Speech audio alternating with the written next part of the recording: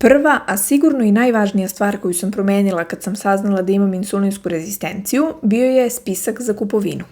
Najteže mi je bilo da se odreknem slatkiša i kao što vidite uspela sam u tome jer ih nema u ovoj mojoj današnjoj nabavci, ali mi je stvarno bilo potrebno mnogo vremena i truda da to postane način života, a ne samo kratkotrajna dijeta posle koje će se stvari vratiti na staro ili će se stanje možda i pogoršati.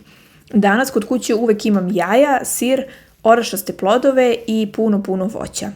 Meni je najveći problem bio što sam mogla da pojedem celu čokoladu, znači 100 grama čokolade posle ručka, bez problema i sigurno je to bio glavni razlog zašto sam i zaradila insulinsku rezistenciju. Međutim, danas je stanje zaista mnogo bolje, ali se mnogo toga i promenilo, a pre svega ishrana i suplementacija. Uvek kupujem borovnice jer su one jedan od najboljih izbora za insulinsku rezistenciju zbog brojnih benefita koje imaju.